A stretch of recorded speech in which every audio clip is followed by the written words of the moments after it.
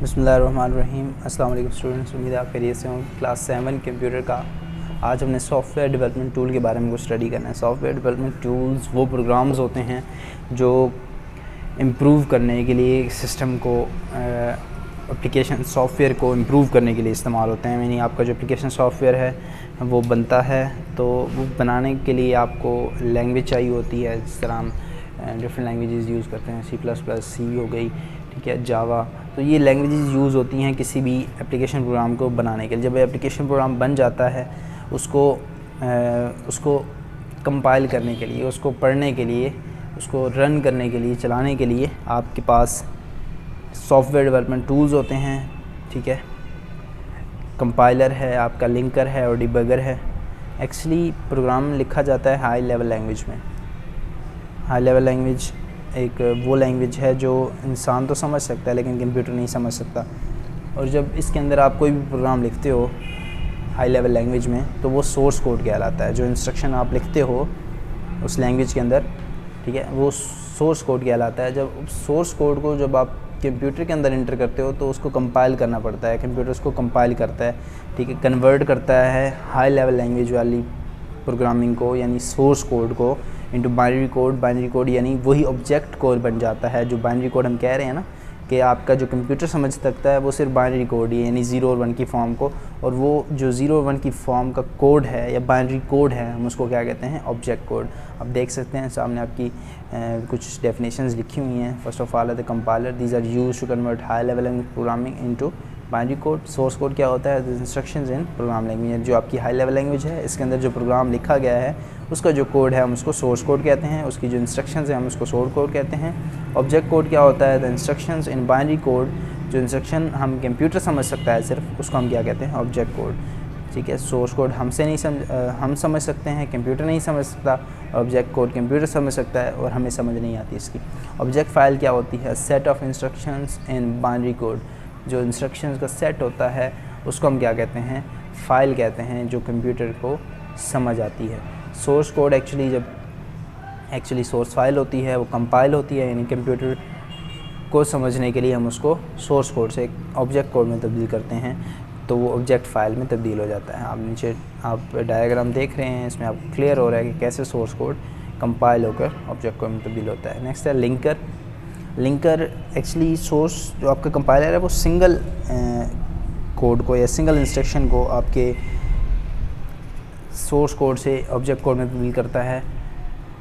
एक या दो से ज़्यादा मतलब ऑब्जेक्ट फाइल्स को, ठीक है, एट अ टाइम मूव करवा सकता है सोर्स कोड से ऑब्जेक्ट कोड में। कंपाइलर में प्रोड्यूस 2 और more object files that have to be run और एग्जीक्यूटेड टुगेदर। यानी हम वही बात है कि अब 2 से ज़्यादा आप ले लें इंस्ट्रक्शंस, ठीक है, या ऑब्जेक्ट फाइल्स ले लें, तो कंपाइलर सिर्फ हम 2 से ज़्यादा करवाएगा। लेकिन लिंकर क्या है? Linker is a program that combines 2 और more related object files into a single program. Like आपका एक प्रोग्राम है सिंगल, उसके अंदर एक ही 2 प्रोग्राम आपने लिखे हैं। एक है आपका किसी और टॉपिक पे, दूसरा किसी और फंक्शन के लिए।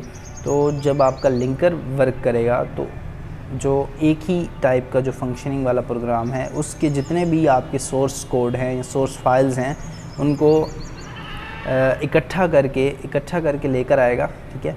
सोर्स फाइल्स को इकट्ठा करके असेंबलर की तरफ लेकर आएगा। असेंबलर एक यही कन्वर्टर है, लैंग्वेज कन्वर्टर है। असेंबलर में लेकर आएगा, असेंबलर फिर उसको ऑब्जेक्ट फ़ाइल में तब्दील कर देगा, ठीक है। और ऑब्जेक्ट फ़ाइल फिर उस सारे ऑब्जेक्ट फ़ाइल जो भी इसी प्रोग्राम की, एक सेम ही प्रोग्राम की जो रिलेटेड ऑब्जेक्ट फाइल्स हैं, उनको इकट्ठा रिसीव करता है लिंकर, ठीक है। उस लिंकर ने रिसीव करना है उन फाइल्स को। जब रिसीव कर लेगा तो आपकी वो एग्जीक्यूटेबल फाइल बना देगा उसको, यानी एग्जीक्यूशन की तरफ लेके जाएगा, चलाने की तरफ लेके जाएगा कि चलाएंगे उस प्रोग्राम को तो क्या आंसर देगा। लेट हम एक 2 नंबर्स को ऐड करना है, 2+2 हम लिख रहे हैं, लाइक कोई भी नंबर ले, चलो AB लिख लेते हैं हम। AB को अगर हमने ऐड करना है तो हमें फ़र्स्ट ऑफ़ ऑल क्या करना पड़ेगा?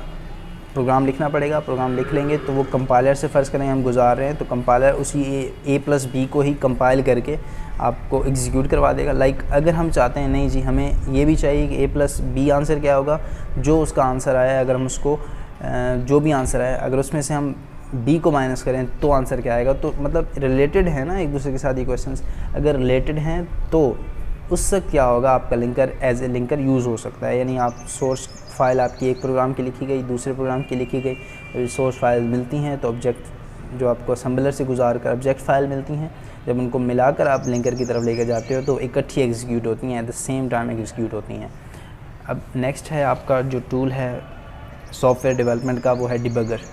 बग्स क्या होते हैं एक्चुअली, बग्स आपके प्रोग्राम के अंदर जितनी भी एरर्स होती हैं, जो साइंटिक्स एरर हैं, लॉजिकल एरर हैं, जो भी एरर्स हैं उनको बग्स कहते हैं हम। The object file created by compiler might contain some errors, these are called bugs. जब आप प्रोग्राम लिख लेते हो, जब उसको कंपाइल करते हो तो आपका जो कंपाइलर है वो आपको एज ए रिज़ल्ट एरर्स दिखा देता है। अगर आपके कंप्यूटर के आपके प्रोग्राम के अंदर एरर है, अगर नहीं है तो आपका प्रोग्राम एज इट आपका एग्जीक्यूट हो जाएगा। अगर एरर्स हैं तो वो एरर्स एक्चुअली जो नाम दिया जाता है उन एरर्स को हम बग्स का नाम देते हैं। यानी जो गलतियां हैं आपकी वो एज ए बग्स उनको नाम लिया जाता है, ठीक है। अब उन गलतियों को आपने ठीक भी करना होता है ताकि आप प्रोग्राम जो है वो अच्छे तरीके से चला सकें।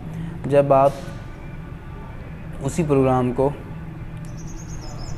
मतलब डिबगर एक्चुअली वही एज ए प्रोग्राम है जो आपने ऑब्जेक्ट फ़ाइल लिखी है, जो आपने सोर्स फाइल लिखी थी उसको ऑब्जेक्ट फ़ाइल में तब्दील किया। यानी आपने फिर ऑब्जेक्ट फ़ाइल को तो सिर्फ ये देखना है कि उसमें एरर है, लेकिन आप ठीक तो आप सोर्स फाइल को करोगे, क्योंकि आपकी समझ में तो सिर्फ सोर्स फाइल होती है ना, सोर्स फाइल आता है, सोर्स कोड आता है। तो आप क्या करेंगे, ऑब्जेक्ट फ़ाइल को देख लिया, क्या एरर आ गई, अब उसी एरर को आपने जाकर सोर्स कोड में या सोर्स फाइल में ठीक करना है। और जब ठीक करने लगेंगे, जो प्रोग्राम उसको ठीक करने वाला होगा, हम उस प्रोग्राम को क्या कहेंगे, डिबगर कहेंगे। Debugger is a program that test object file for bugs and remove the bugs. उसको टेस्ट करता है बग्स के लिए और उसको रिमूव करता है बग्स को। जो प्रोसेस है रिमूविंग एरर्स का, वो सारा का सारा क्या कहलाता है, डिबगिंग कहलाता है। आज हमने कुछ सॉफ्टवेयर डेवलपमेंट टूल्स पढ़े हैं जिनमें हमने प्रोग्राम लैंग्वेज को, जो आपकी जिसके अंदर आप सोर्स कोड लिखते हो, उसको अपने ऑब्जेक्ट कोड में तब्दील करने के लिए, या फिर उसके अंदर स्पीड लाने के लिए, या फिर रिलेटेड ऑब्जेक्ट सोर्स कोड्स को, सोर्स फाइल्स को ऑब्जेक्ट कोड्स में तब्दील करने के लिए, ऑब्जेक्ट फाइल्स में तब्दील करने के लिए लिंकर यूज़ किया। देन आपने बग्स देखी, आपने डिबगर देखा, क्या होता है डिबगर, बग्स क्या होती हैं। कुछ क्वेश्चंस हैं इस टॉपिक के बारे में, आपने सेट आउट करने हैं और उनको अपनी नोटबुक्स के ऊपर लिखना भी है और इनको प्रिपेयर भी करना है। नेक्स्ट लेक्चर तक के लिए अल्लाह हाफिज़, टेक केयर।